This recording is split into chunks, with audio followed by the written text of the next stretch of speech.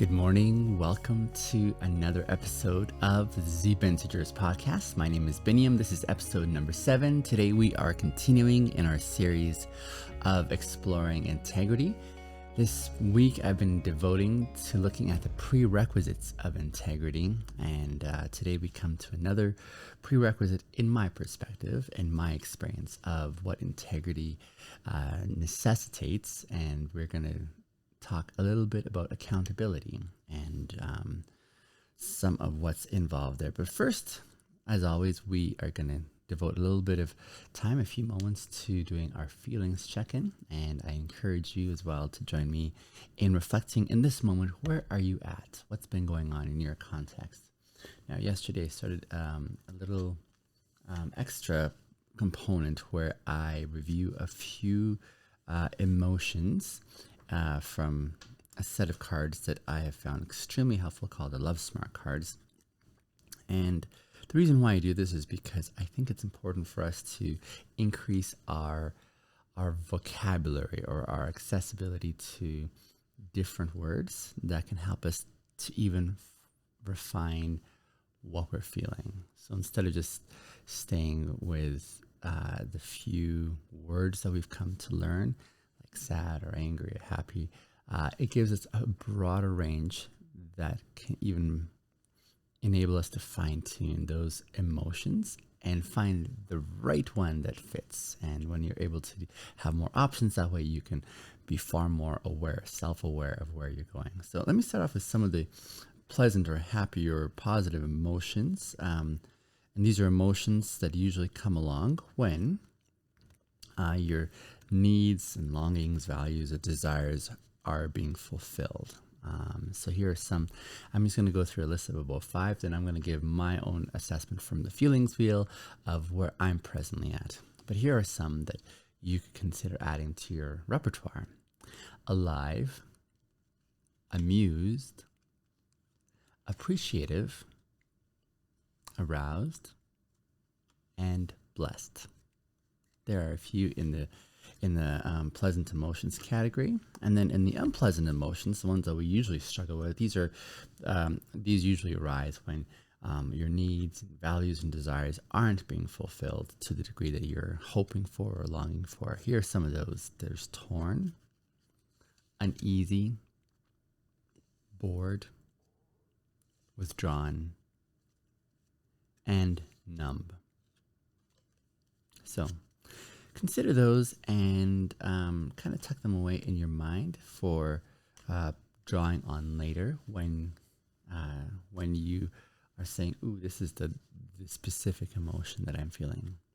But my dear Bintagers, let me know where you're at in this moment as you're listening to this episode. What's going on internally for you? Where are your moods? Where have they been? What has been influencing, affecting them? On my end this morning, let's see, how am I feeling? I'm feeling rested. The day before, I pulled a really long day. Actually, yesterday was a very long day for me too. Yesterday was an extremely long day at work. I've been training a couple of new drivers. So my work level is increasing. The demands there are increasing. But I got home.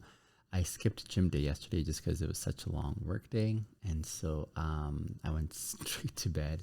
So I'm feeling quite rested this morning. I felt like I slept in.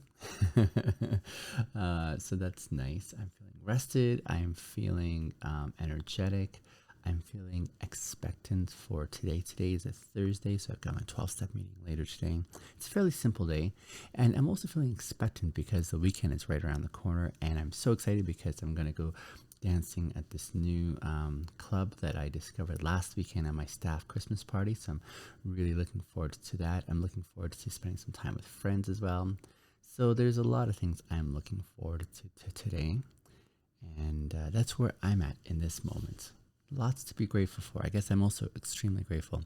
Gratitude is something that is a constant companion for me. There's so much that I'm reflecting on by way of gratitude, thinking I am so fortunate to experience so much. Like, I've got a vehicle that works, I've got a home, I've got a bed to sleep in, I've got food, in the fridge, I've got a job, I've got beautiful friends.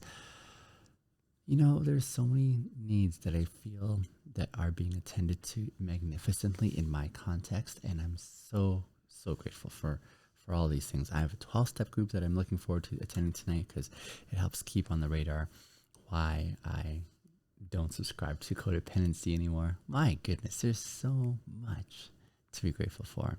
But let me know how you're feeling.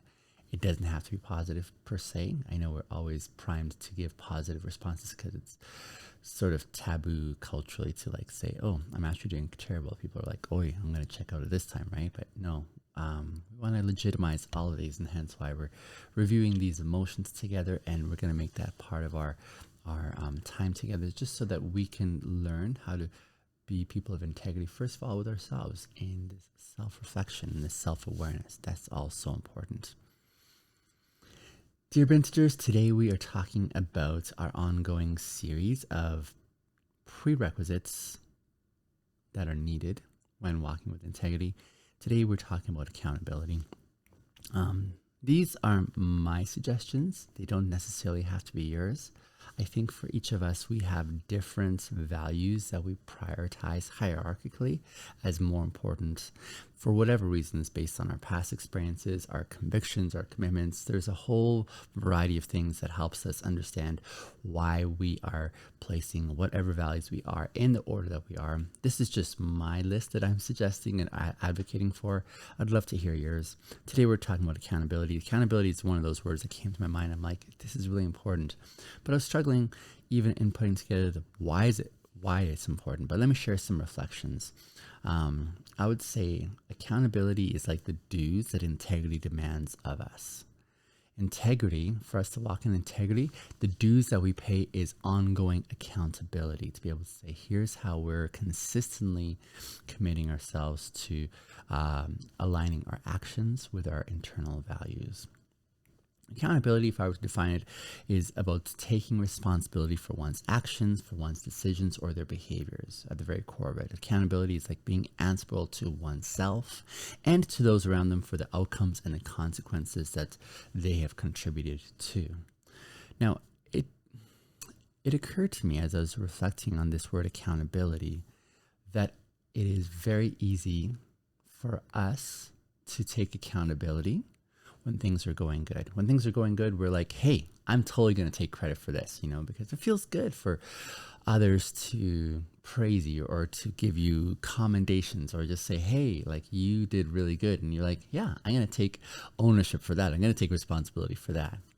However, it is far more difficult, isn't it, dear Bintagers, to take accountability when crap hits the fan, right? When things are not going well, it is far more difficult for us to take accountability. And I just came up with a small list here of reasons why it seems to me compelling that we're averse to taking accountability when things are going terrible.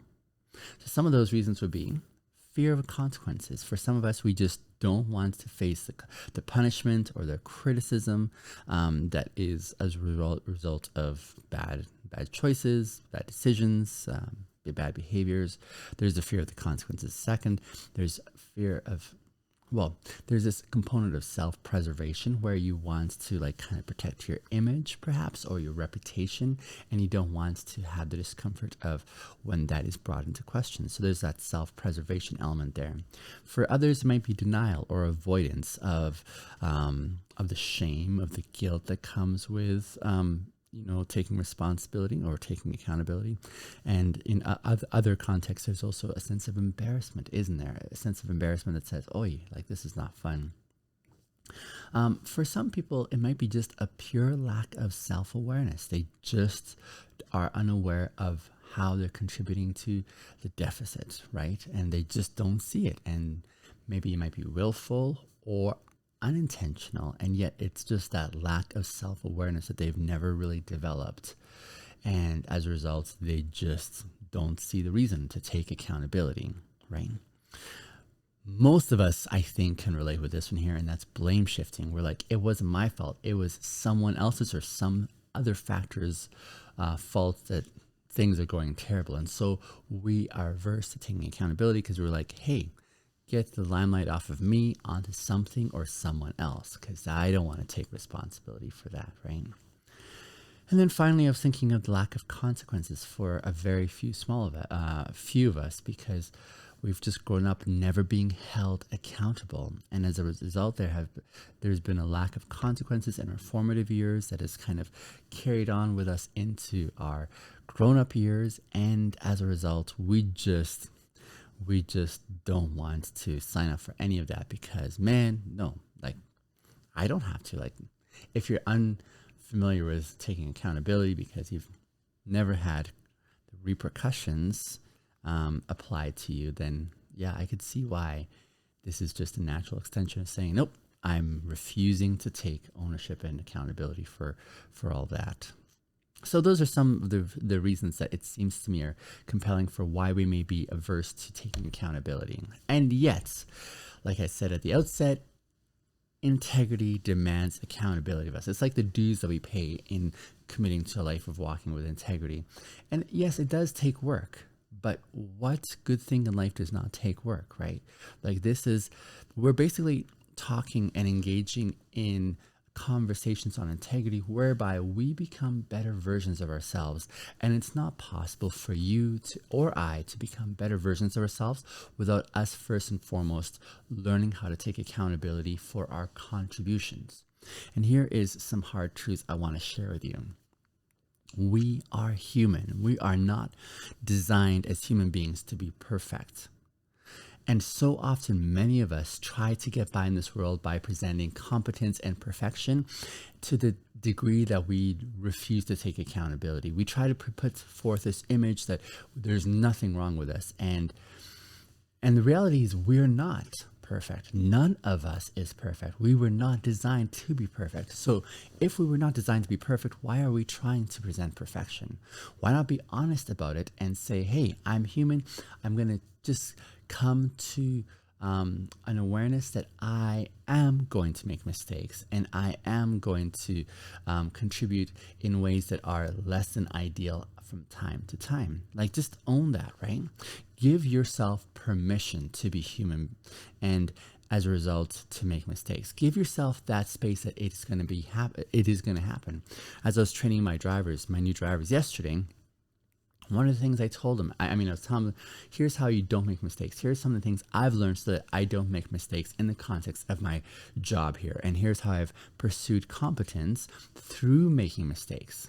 And I'm going to tell you some of the lessons that I've learned along the way so you don't have to make them. But the reality is, let me just tell you, I was telling my drivers, you are going to make mistakes. You are going to make some messes. You're going to make some colossal things wrong here. Just prepare for that at the outset so that when it happens, you're not like devastated, because as human beings, we're not made to be perfect. So, dear Binteger, give yourself permission, give yourself the courtesy of being human in making space that you are going to be imperfect. In the way that I connect with people, my closest of friends, one of the things I tell them, I'm banking on the fact that you are going to make mistakes in the midst of our friendship, as am I. And as I make space for that, I'm not thrown off. I'm not mind blown when they make mistakes. It's like, I was expecting this all along. So give yourself permission for this. Give yourself the courtesy of that. Because what happens is your credibility starts to increase when you start taking accountability for what was already inevitable, that you're human and you're going to make mistakes. Your credibility is going to go up when you're honest with yourself, saying, okay, I'm human, I'm going to make mistakes. When I do, I'm going to take accountability for them. Your courage is going to increase as well, because it takes guts, it takes courage to be able to say, I was wrong. I'm going to take accountability for this, right? You're going to grow as a person. Your character is going to grow as you pursue honesty and accountability. Your self-awareness as you reflect on your actions is going to increase again as you take accountability. Your honesty factor is going to increase because you're speaking honestly and saying, that was me. There's a whole bunch of good things that happen, and this is the gateway through accountability that all these beautiful values that I just listed, from your credibility to your growth, to your honesty, to your self-awareness and courage, all these things and more increase as you take accountability for your actions. So embrace, my dear Binteger, the discomfort. Learn from your mistakes. Bank on the fact that it's going to happen. Seek feedback from others and guidance from them, because that's a strength. When you say, could you please help me with this, right? Start small and build those up and gain credibility that way.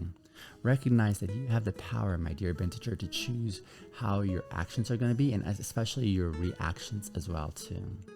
Thank you so much for listening in on this episode of the Binteger's podcast, episode 7. I hope to see you on the next one. Bye for now.